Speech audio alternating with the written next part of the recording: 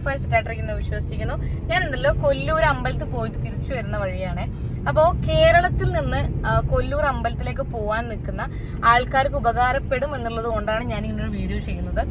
ഒരുപാട് അമ്പലങ്ങളിൽ പോയിട്ടുണ്ട്. പിന്നെ ആദ്യം തന്നെ പറയാൻ ഞാനൊരു വിശ്വാസിയാണ്.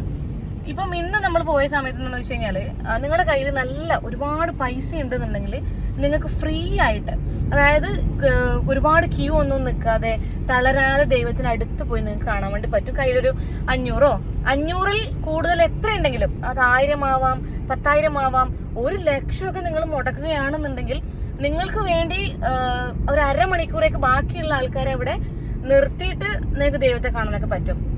എനിക്ക് ഒരിക്കലും യോജിക്കാൻ പറ്റാത്തൊരു കാര്യമാണത്. രണ്ടാമത്, നിങ്ങൾ പോകുന്ന സമയത്ത് നിങ്ങളുടെ പ്രായമായ അമ്മേനെയോ അച്ഛനെയോ അല്ലെങ്കിൽ കുടുംബത്തിലുള്ള പ്രായമായ ആരെങ്കിലും കൂട്ടിയിട്ടാണ് പോകുന്നതെന്നുണ്ടെങ്കിൽ ഒരു പരിഗണന നിങ്ങൾ അവിടുന്ന് പ്രതീക്ഷിക്കേണ്ട. അവർക്ക് ക്യൂ നിൽക്കാൻ ആവശ്യമായിട്ടുള്ള വെള്ളം, അതുപോലെ തന്നെ എന്തെങ്കിലും കഴിക്കാനുള്ളതൊക്കെ കയ്യിൽ കരുതിയിട്ട് വേണം നിങ്ങൾ ക്യൂ നിൽക്കാൻ വേണ്ടിയിട്ട്. ഞങ്ങൾ ഇന്ന് ക്യൂ നിന്ന സമയത്ത് ഒരുപാട് ഏകദേശം മണിക്കൂറുകളോളം ക്യൂ നിന്നിട്ടുണ്ടായിരുന്നു. നമ്മളെ പോലെയുള്ളവർക്ക് പ്രശ്നമൊന്നുമില്ല, എത്ര സമയം വേണമെങ്കിലും ക്യൂ നിൽക്കുന്നതിൽ വിഷയമുള്ള കാര്യമല്ല. ഈ പറഞ്ഞ പോലെ ഗർഭിണികളായിട്ടുള്ള ആൾക്കാർ, പ്രായമായിട്ടുള്ള ആൾക്കാർ, എന്തിനെങ്കിലും ടാബ്ലറ്റ്സ് ഒക്കെ കഴിക്കുന്ന ആൾക്കാർ, ഇവർക്കൊക്കെ തീർച്ചയായിട്ടും നിങ്ങൾ പരിഗണന കൊടുക്കണം. അല്ലാതെ ഈ പൈസ ഉള്ള ആൾക്കാർ, 500-ഉം 1000-ഉം ചാടിയ ആൾക്കാർക്ക് മാത്രമല്ല പരിഗണന കൊടുക്കേണ്ടത്. ഞങ്ങൾ ക്യൂ വന്ന സമയത്ത് ഞങ്ങളുടെ തൊട്ട് ബാക്കിലുള്ള ഒരു അമ്മമ്മ ഇത്രയും സമയം, എന്റെ ഭർത്താവ് ഭയങ്കര സ്കിൽ ഡ്രൈവറാണ് ഗൈസ്. പിന്നെ അപ്പൊ അത്രയും സമയം ക്യൂ നിന്നിട്ട് കുഴഞ്ഞു വീണ സമയത്ത് നമ്മുടെ ഫ്രണ്ടിൽ ഉണ്ടായിരുന്ന അവര് തിരുവനന്തപുരത്ത് നിന്ന് വന്നതാണ്. അവരുടെ കയ്യിലുള്ള വെള്ളം ഒക്കെ കൊടുത്ത് സെറ്റായി. പിന്നെ സെറ്റായിട്ടില്ല, അവരിങ്ങനെ നിലത്തിരിക്കുകയാണ് ചെയ്യുന്നത്. അപ്പൊ അവിടെയുള്ള ഒരു സെക്യൂരിറ്റി വന്നിട്ട് ഒരു മാനുഷിക പരിഗണന എന്ന് പറയുന്ന ഒരു സാധനമില്ലേ, ആ ചെങ്ങായി പറയുന്നു അവിടെ ഇരുന്നോട്ടെ എന്നൊക്കെ, എണീക്കാൻ പറ്റുന്നൊന്ന് നോക്കൂ, പറ്റുകയാണെങ്കിൽ എണീക്കുക, അല്ലെങ്കിൽ അവിടെ നിൽക്കുക എന്നുള്ളത്. ഞാൻ മനസ്സിലാക്കിയൊരു കാര്യം, ഇവർക്ക് പ്രത്യേകിച്ച് കേരളക്കാരെ ഇവർക്ക് തീരെ പറ്റില്ല. മലയാളികളാണ് എന്ന് മനസ്സിലായിട്ടുണ്ടെന്നുണ്ടെങ്കിൽ ഒരു പട്ടീന്റെ വില പോലും നമുക്ക് അവിടെ ഉണ്ടാവില്ല. അപ്പൊ സ്വയം ഈ പറയുന്ന പോലെ വെള്ളവും കാര്യങ്ങളൊക്കെ കയ്യിൽ കരുതുക. പിന്നെ രണ്ടാമത്തെ ഒരു കാര്യം എന്ന് വെച്ച് കഴിഞ്ഞാല്, നിങ്ങൾ പുറത്ത് ചെരുപ്പ് വെക്കുകയാണ് എന്നുണ്ടെങ്കിൽ നിങ്ങൾ മലയാളത്തിൽ സംസാരിക്കുമ്പോൾ നൈസായിട്ട് അവിടെയുള്ള ഹിന്ദിക്കാർ നിങ്ങളോട്, ഞങ്ങളിപ്പോ 3 ആൾക്കാരാണ് പോയത്, 3 പെയർ ഓഫ് ഷൂസ് ആണ് നമ്മൾ അവിടെ വെച്ചിട്ടുണ്ടായിരുന്നത്.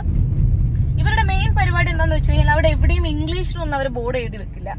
അവർക്ക് അവരുടെ, അതിൽ തെറ്റൊന്നുമില്ല, അവർക്ക് അവരുടെ ഭാഷ ഭയങ്കര ഇമ്പോർട്ടന്റ് ആണ്, അതിൽ തെറ്റൊന്നുമില്ല. പക്ഷെ എവിടെയും ഇംഗ്ലീഷിലൊന്നും അങ്ങനെ ബോർഡ് എഴുതി വെക്കില്ല. Most of the boards are written in കന്നഡയിലാണ് എഴുതിയിട്ടുള്ളത്. അപ്പോൾ ഞാൻ രണ്ട് എന്നുള്ളൊരു സാധനം കണ്ട സമയത്ത് അവിടെയുള്ള ഒരാളോട് എന്താ വായിക്കുന്നതെന്ന് ചോദിച്ചു. അപ്പൊ അവര് പറഞ്ഞു ഇങ്ങനെയാണ്, ഒരു പെയർ ഓഫ് ഷൂസിന് 2 രൂപയാണ് വാങ്ങുന്നത്. ഞങ്ങളടുത്ത് 30 രൂപയാണ് വാങ്ങിയത്. അതായത് ഒരു പെയർ ഓഫ് ഷൂസിന് 10 രൂപ വെച്ചിട്ട്. അപ്പൊ ഞാൻ അവിടെയുള്ള ചെങ്ങായിനോട് അത്യാവശ്യം അറിയുന്ന കുറച്ച് ഹിന്ദി വെച്ച് ഞാൻ ചോദിച്ചു ഇതെന്താണ് സംഭവം എന്ന്. അപ്പൊ ആ ചെങ്ങായി പറഞ്ഞത് എന്താന്ന് വെച്ചാല് 5 രൂപ തിരിച്ചു തന്നു. 30 രൂപ കൊടുത്തതിൽ നമ്മൾ ഇത്രയും പ്രശ്നമാക്കിയപ്പോ 5 രൂപ തിരിച്ചു തന്നിട്ട് പറഞ്ഞു അത് ബോർഡൊന്നും നിങ്ങൾ ശ്രദ്ധിക്കണ്ട, എനിക്ക് എന്തെങ്കിലുമൊക്കെ ഇതിൽ നിന്ന് കിട്ടണ്ടേന്നൊക്കെ. എന്നാ പിന്നെ ആ ബോർഡ് അവിടെ വെക്കാൻ പാടില്ല. അപ്പൊ ഇനി പോകുന്ന മലയാളികളോടാണ്, 2 രൂപ മാത്രം നിങ്ങൾ അവിടെ ചെരുപ്പ് വെക്കാൻ, ഒരു പെയറിന് 2 രൂപ മാത്രം കൊടുത്താൽ മതി. നിങ്ങൾ 10 പെയർ കൊടുക്കുകയാണെങ്കിൽ ആ 10 പെയർ 2 രൂപ വെച്ചിട്ട് മാത്രം അവരെ കയ്യിൽ കൊടുത്തിട്ട് അവിടുന്ന് വന്നാൽ മതി. കാരണം കേരളത്തിൽ നിന്നുള്ള കാസർഗോഡ് നിന്ന് മാത്രമല്ല, കാസർഗോഡ് നിന്ന് പിന്നെയും നമുക്ക് നിയർ ബൈ ആണ്, തിരുവനന്തപുരത്ത് നിന്നടക്കം ആൾക്കാർ പല നേർച്ചയുടെ ഭാഗമായിട്ടായിരിക്കാം കൈക്കുഞ്ഞുമായിട്ടൊക്കെ വരുന്ന ആൾക്കാരുണ്ട്. കൈക്കുഞ്ഞുള്ളവർക്കൊന്നും ആർക്കും ഒരു പരിഗണനയും കാര്യങ്ങളും ഒന്നുമില്ല, പൈസ ഉള്ളവർക്ക് മാത്രമേ പരിഗണനയുള്ളൂ. അതുകൊണ്ട് വരാൻ നിൽക്കുന്ന ആരെങ്കിലും ഉണ്ട് എന്നുണ്ടെങ്കിൽ ഇതൊക്കെ ശ്രദ്ധിച്ച് ഇതൊക്കെ മൈൻഡിൽ വെച്ചിട്ട് വേണം ആ ഒരു അമ്പലത്തിലേക്ക് വരാൻ വേണ്ടിയിട്ട്. കാരണം ഇന്ന് ഒരുപാട് ആൾക്കാരെ ഞാൻ അവിടെ ഭയങ്കര ഡിസപ്പോയിന്റഡ് ആയിരുന്നു. നമ്മൾ ഒരു ആരാധനാലയത്തിൽ പോകുന്നത് നമ്മുടെ സമാധാനത്തിനും അല്ലെങ്കിൽ നമ്മുടെ സന്തോഷത്തിന്റെ ഭാഗമൊക്കെ ആയിട്ടായിരിക്കും പോകുന്നത്.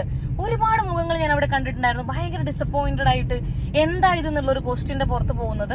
വളരെ മോശം. എനിക്കറിയില്ല ഈ കൊല്ലൂർ ടെമ്പിള് കർണാടക ഗവൺമെന്റിന്റെ അണ്ടറിലാണോ പ്രവർത്തിക്കുന്നത് എന്നുള്ളത് അറിയില്ല.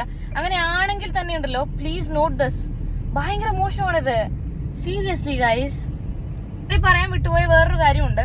നമ്മൾ ഇത്രയും നേരം ക്യൂ നിൽക്കുന്ന സമയത്ത് ഞാൻ നേരത്തെയും പറഞ്ഞു, യുവാക്കളായിട്ടുള്ള ആൾക്കാർ അല്ലെങ്കിൽ ഹെൽത്തി ആയിട്ടുള്ള ആൾക്കാർക്ക് എത്ര സമയം വേണമെങ്കിലും ക്യൂ നിൽക്കുന്നതിൽ വിഷയമുള്ള കാര്യമൊന്നുമല്ല, പരിഗണന കിട്ടേണ്ട കാര്യമില്ല.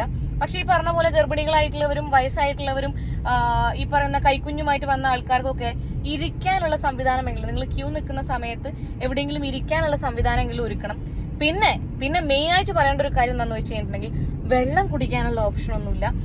അവർക്ക് തോന്നുകയാണെങ്കിൽ, ഒരുപാട് പേര് തലചുറ്റിയൊക്കെ വീഴുകയാണെന്ന് തോന്നുകയാണെങ്കിൽ പൈപ്പിൽ നിന്ന് കുറച്ച് വെള്ളം എടുത്ത് കൊണ്ടുതരും. അതിപ്പോ നിങ്ങളെ കയ്യിൽ ബോട്ടിലുണ്ട്, ആ ബോട്ടിലിൽ വെള്ളം തീർന്നു, നിങ്ങൾ പോയിട്ട് ഇതിലൊന്ന് ഫില്ല് ചെയ്ത് തരാൻ പറ്റില്ല, ഞങ്ങൾ ഫില്ല് ചെയ്തോട്ടെ എന്ന് ചോദിച്ചു കഴിഞ്ഞാൽ അതൊന്നും അലൗഡ് അല്ല. കുപ്പിയിൽ വെള്ളം തരില്ല അവിടെ.